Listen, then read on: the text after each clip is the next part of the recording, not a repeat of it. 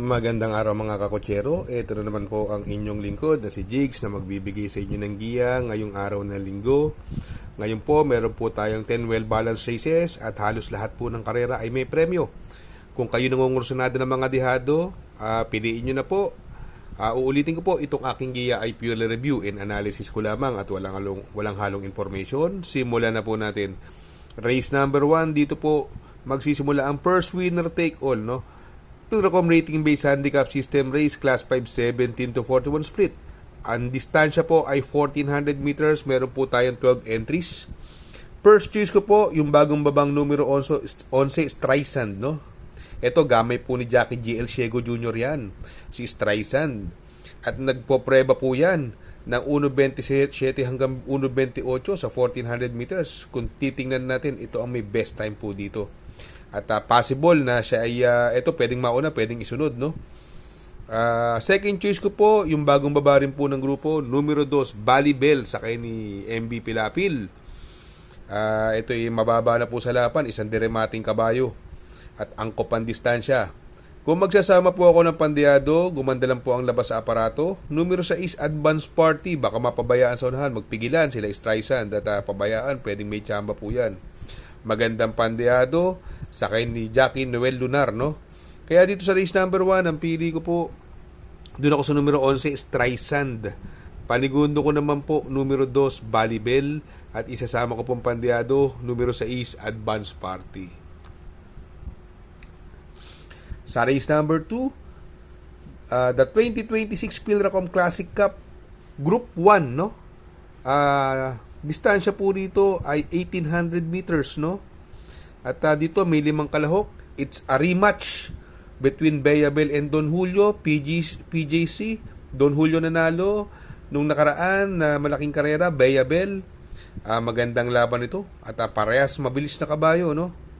Pero maganda numero ni Beyabel kaya siya ang pipiliin ko dito. First choice ko, numero 1, Beyabel, no? Sakay ng may gamay sa kanya, Uno Hernandez, no? Sa tingin ko siya magdadala ng unahan. Ngayon, kung piliting habulin ni Don Julio, ang second choice ko po, numero 4, Jungkook, sakay ni Mark Alvarez. Ito, magaling kay Mark Alvarez to, si Jungkook. Kaya dito sa race number 2, pili ko po, doon ako sa numero 1, Beyabel.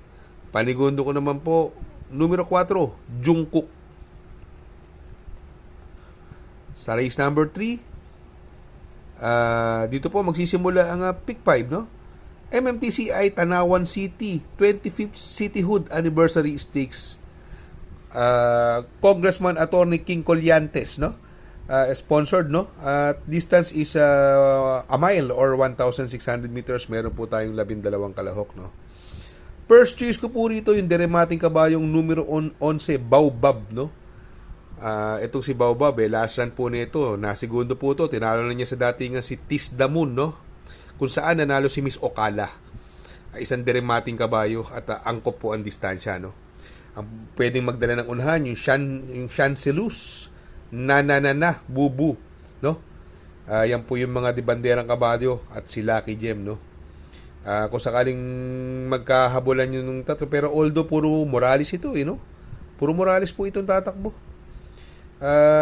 Itong si Chancelus baka makabuo naman ng ere, no? O kaya si Bubu, pili kayong pandihado dyan sa dalawa. Pero para sa akin po, itong karerang ito, tatlo po pipiliin ko dyan. Doon ako sa numero 11, Baobab. Panigundo ko naman po, numero 1, Lucky Gem, coupled with Tis Damun, no? At isasama ko pong pandihado rito, yung numero 7, Bubu, coupled with Let Her Cook. Sa race number 4, no? Dito magsisimula ang ikalawang winner take all at ito yung the 2026 Pilracom Classic Cup Group 2. Distance is another 1800 meters at dito may 9 na kalahok. First choice ko po rito, numero 4, Midnight Bell. Ito, umentadong kabayo. Tinalo na karaan ito si Open Billing, no? At yan sila Circus Crowd, no? Although magdadala ng unahan si King James, may mabilis po dyan, King's Cup. Parehas mabilis, parehas mauna ang panalo. Tingin ko, possible maglutsahan at mahaba ang distansya. Second choice ko po yung umentadong numero 6, Circus Crowd. Ito sa sobrang umentado nung nakaraan. beating the likes of Open Billing, no? Maganda sobra tinakbo, ang layong nanalo sa kabilang kararan sa PGC. Siguro nanalo po ito mga more than 8 lengths eh. Napaka umentado nitong kabayong ito ngayon at nagamayan siya kaagad ni Jackie J. Lazaro, no? Kaya dito sa race number 4, pili ko po dyan. Doon ako sa numero 4, Midnight Bell. Panigundo ko naman po, numero 6, Circus Crowd. Sa race number 5, no? MMTCI Special Fundraising Stakes Race, no? Dito po magsisimula ang Peak 6 at ang distansya po dito ay 1,400 meters. May dalawang bagong kabayo. Miss Rainbow ang kanyang novato run, no? Nagpreba po ng 1.13, nakapigil po yan. At masyadong mabuti ang preba, ha? At many lengths po nanalo yun. May isa pang kabayo, isang another bagong kabayo, numero 6, si Bituin, no? May prebang 1.14 sarado sa ni Onyok Garcia, mabuting kabayo rin po. Bagamat naglaban na to sila Great Balls of Fire, Bloomington. Si Bloomington, pinanghabol na karaan to eh. Sa tingin ko ngayon mukhang parerematihin ito. Kaya itong race number 5, ang mga may panalo dyan, Miss Rainbow, Great Balls of Fire, Bituin, Bloomington. Pero para sa akin po, ang pipiliin ko po, magdadalawa na lang ako rito. First choice ko po, numero 1, Miss Rainbow. Panigundo ko naman po, numero 6, Bloomington. Sa race number 6, no? Pilracom rating based handicap system, class 5, 17 to 41 split. Ang second pick 5 dito po magsisimula. At ang distansya po ay 1,400 meters. May siyam na kalahok at anybody's race po. First choice ko po rito, ito, last run po nito. If I'm not mistaken, second or third po dumating. Numero 4, Essential Lady sa ni Claro Espare, isang derimating kabayo. Although magdadala ng unahan, wag lang mahuli sa larga. Numero 1, Comeback Stronger. Pero pag lumabas na mabuti si Comeback Stronger, tingin ko medyo lamang. At ang pwedeng magbigay sa kanya ng pressure, sila Sinag, pero kaya niya area niya, sila Ringabel, no? Sila Sentinel Node. Ang problema lang, aparato. Yung paglabas sa aparato. Pero pag lumabas po, solo area yan. Yan ang mauna dyan. Sorry, hindi solo area, pero yan ang mauna, Comeback Stronger.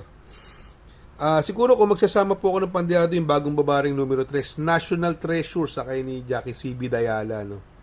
Kaya ito, kung pipili po kayo ng 3-4, at may kursonada, kunin nyo na.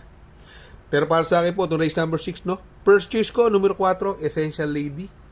Panigundo ko naman po, numero 1, Comeback Stronger. At isasama ko pong pandyado, numero 3, National Treasure. Sa race number 7, no? Pilracom rating based handicap system race, class 4, 42 to 56 split. Dito po magsisimula ang pick 4, distance is 1,400 meters, full gate po tayo.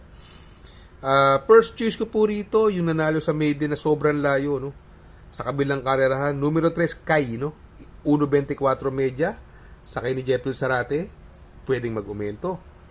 Bagamat ang mga pwedeng magdala ng unahan, andyan si Part-Time Lover, Glorify, galing sa panalo, beating the likes of Amazing.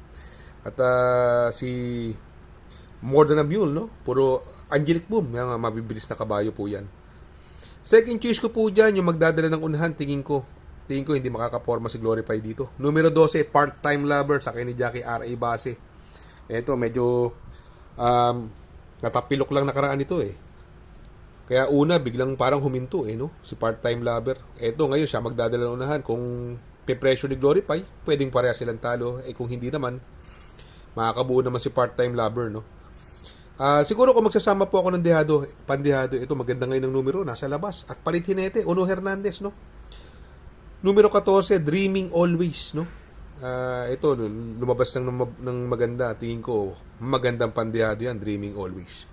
Kaya dito sa race number 7, pili ko po, doon ako sa numero 3, Kai. Panigundo ko naman po, numero 12, Part-Time Lover. At isasama ko po pandehado, numero 14, Dreaming Always. Sa race number 8, no? Pilracom rating based handicap system race, class 3, 57 to 70, no? Distance is mile or 1,600 meters, may 11 kalahok, no?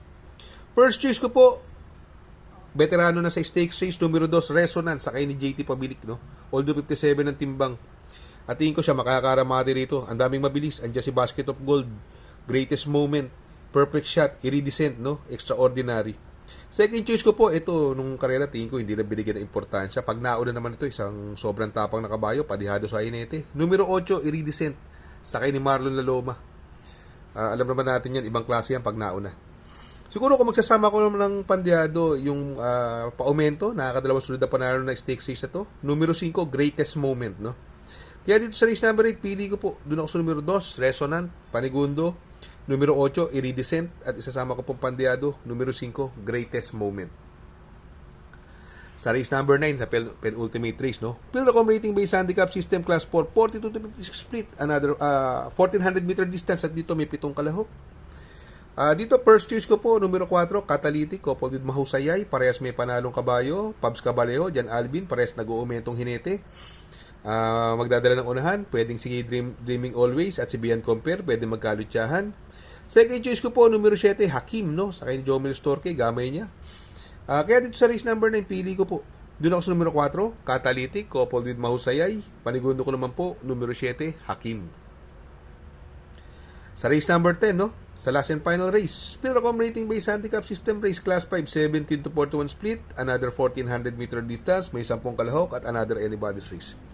First choice ko po rito, yung pwede magdala ng unahan at wala ako nakikita ibang mabilis. Mukhang solo rito.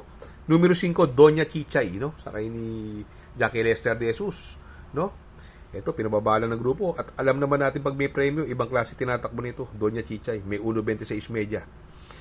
Second choice ko po, numero G's, Feisty, no? Ito, bagong baba din ng grupo. Maganda numero, nasa labas. Sakay ni Dan Camanyero. Alam naman natin si May Tenan tinalo niyan.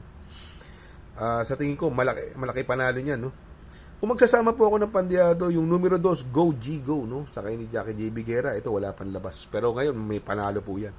Kaya dito sa race number 10, pili ko po dyan. Doon ako sa numero 5, Doña Chichay. Panigundo ko naman po, numero G's, Feisty. At isasama ko pong pandiado, numero 2, Go G Go. Shout out nga pala kay Sir Pax ng Barkadahan OTV. Located po siya sa 1139 New Antipolo Street, Corner Vargas. Malapit lang po sa Abad Santos, yung bagong ginawang tulay.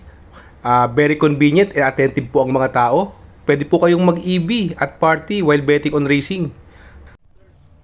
Good luck mga kakutsero. Sana po matapat ang ating giya at yung mga nakasunod. Sana po ay magsitama po kayo. Ako yung makikiusap lamang at makikisuyo sa inyo na please like, share, subscribe, and hit the notification bell para update kayo sa aking mga giya. Good luck po and happy racing!